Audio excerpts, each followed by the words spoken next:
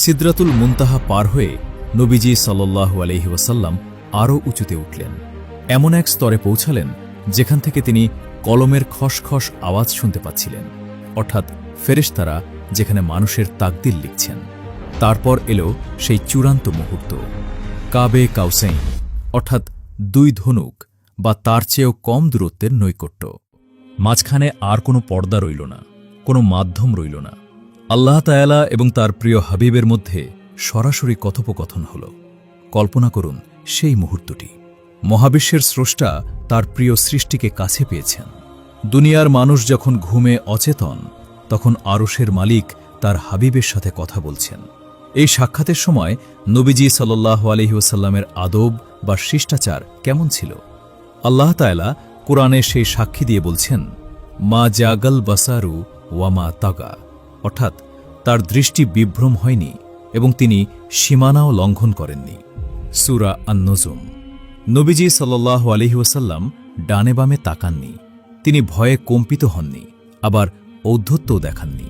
তিনি ছিলেন বিনয়ের অবতার। এই সাক্ষাতের সময় আল্লাহ তাআলা নবীজিকে ৩টি বিশেষ উপহার দিলেন। ১. সূরা বাকারার শেষ ২ আয়াত। ২. তার উম্মতের মধ্যে যারা শিরিক করবে না তাদের জন্য ক্ষমার সুসংবাদ। ৩. এবং সবচেয়ে বড় উপহার, যা মেরাজের মূল উদ্দেশ্য ছিল, ৫ ওয়াক্ত নামাজ। প্রথমে আল্লাহ তাআলা নবীজির উম্মতের জন্য প্রতিদিন ৫০ ওয়াক্ত নামাজ ফরজ করলেন। চিন্তা করুন, দিনে ২৪ ঘণ্টা, তার মধ্যে ৫০ বার নামাজ, অর্থাৎ প্রতি আধা ঘণ্টায় একবার নামাজ। নবীজি সাল্লাল্লাহু আলাইহি ওয়াসাল্লাম আল্লাহর আদেশ শিরোধার্য করে ফিরে আসছিলেন। তার মনে হয়তো কোনো প্রশ্ন ছিল না, কারণ তিনি আল্লাহর প্রেমিক। প্রেমিকের হুকুম মানাই তার আনন্দ। কিন্তু ফেরার পথে ষষ্ঠ আসমানে হজরত মুসা আলাইহিসসালামের সাথে আবার দেখা হল। মুসা আলাইহিসসালাম, যিনি বনি ইসরায়েলের মতো কঠিন জাতির সাথে ডিল করেছেন, তিনি মানুষের দুর্বলতা সম্পর্কে ভালো জানতেন। মুসা আলাইহিসসালাম জিজ্ঞেস করলেন, আল্লাহ আপনার উম্মতের উপর কি ফরজ করেছেন?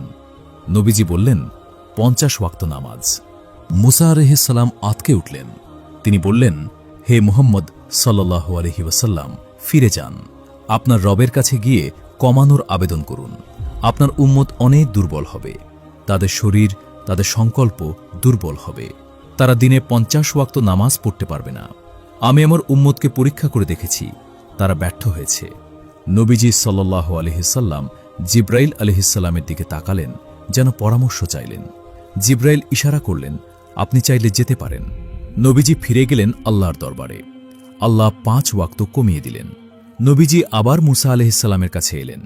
মুসা আলাইহিসসালাম বললেন, আরও কমান, এটুকুও পারবে না। এভাবে নবীজি সাল্লাল্লাহু আলাইহি ওয়াসাল্লাম বারবার আল্লাহ এবং মুসা আলাইহিসসালামের মাঝে আসা যাওয়া করতে লাগলেন।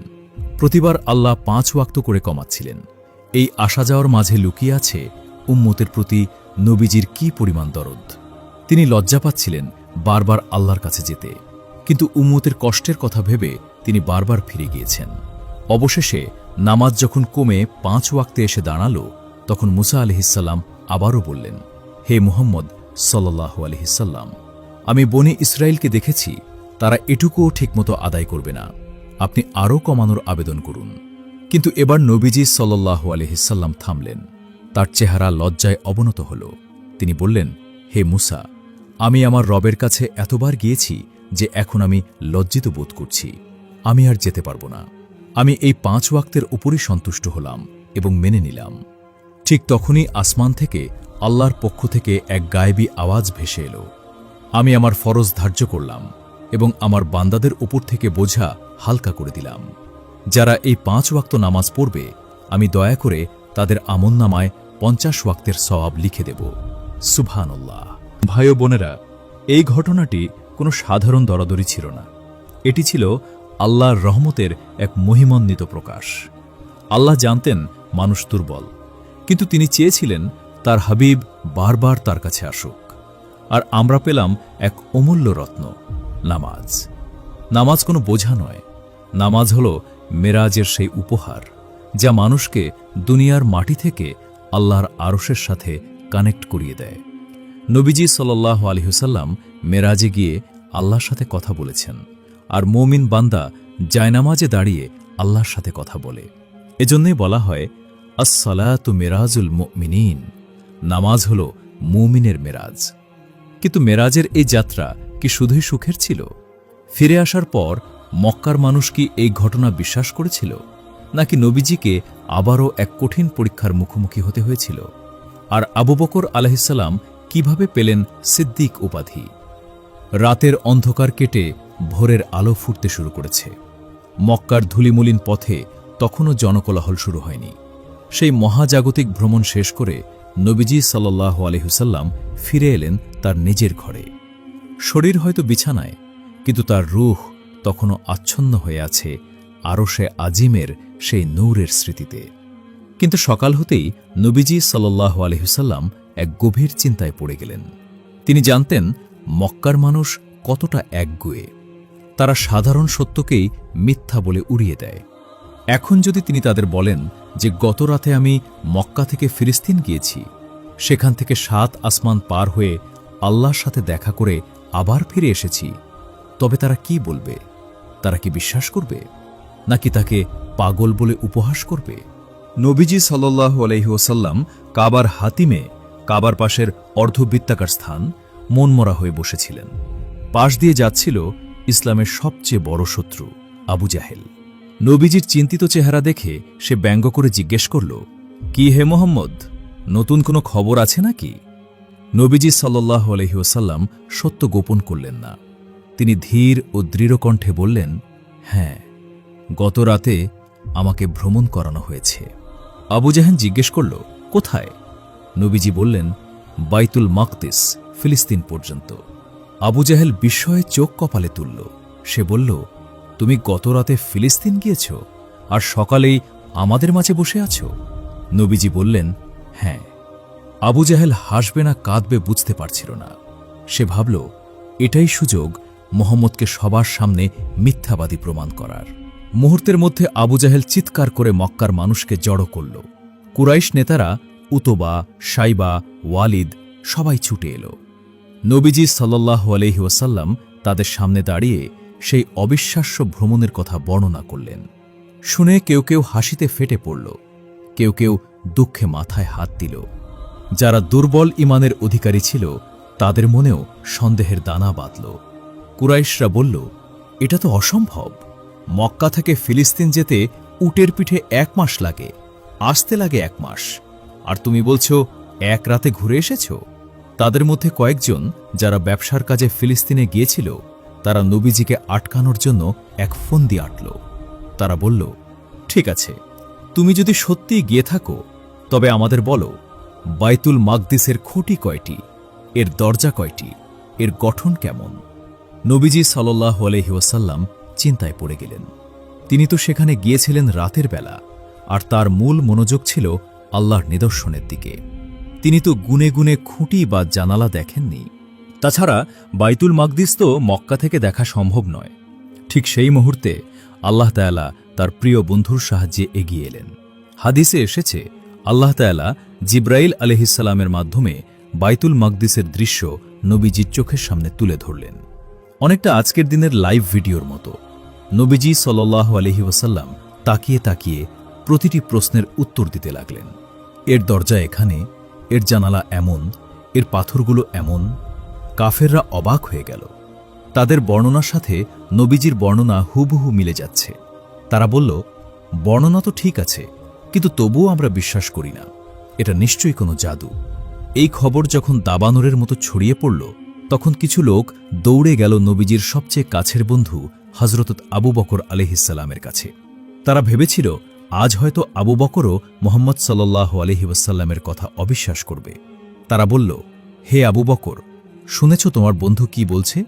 সে নাকি গতরাতে আসমানে গিয়েছে। আবু বকর শান্তভাবে তাদের দিকে তাকালেন। তার চেহারায় কোনো বিস্ময় নেই, কোনো সন্দেহ নেই। তিনি কেবল একটি পাল্টা প্রশ্ন করলেন, এ কথা কি তিনি মুহাম্মদ সাল্লাল্লাহু আলাইহি ওয়াসাল্লাম নিজে বলেছেন? তারা বলল, হ্যাঁ, তিনি নিজে কাবার চত্বরে দাঁড়িয়ে এ কথা বলছেন।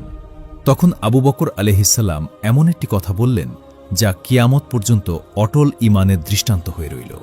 তিনি বললেন, যদি তিনি এ কথা বলে থাকেন তবে তা অবশ্যই সত্য। আমি তো এর চেয়েও বিস্ময়কর বিষয় বিশ্বাস করি। আসমান থেকে তার কাছে যে আল্লাহর ওহী আসে, আমি তো সেটা চোখ বন্ধ করে বিশ্বাস করি। আর সামান্য ফিলিস্তিনে যাওয়ার কথা বিশ্বাস করব না? সুবহানাল্লাহ।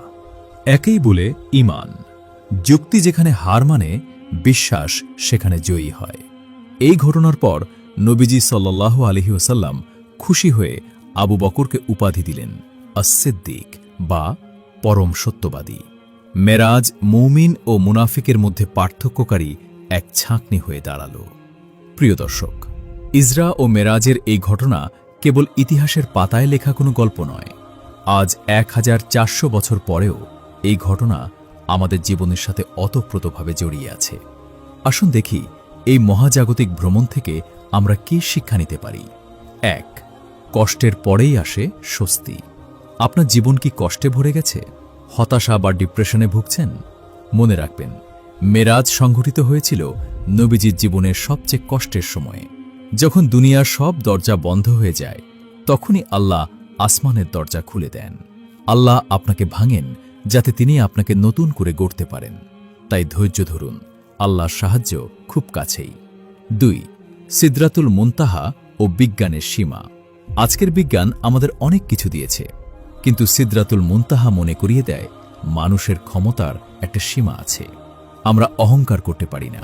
মহাবিশ্বের আসল নিয়ন্ত্রণ ল্যাবরেটরিতে নয়, বরং আরশে আজিমের মালিকের হাতে। এই বিশ্বাস আমাদের বিনয়ী করে। 3. নামাজের গুরুত্ব। মেরাজের সবচেয়ে বড় গিফট হল নামাজ। ভাবুন তো, আল্লাহ চাইলে জিব্রাইল আলাইহিসসালামের মাধ্যমে নামাজ পাঠাতে পারতেন, যেমন রোজা বা জাকাতের হুকুম পাঠিয়েছেন।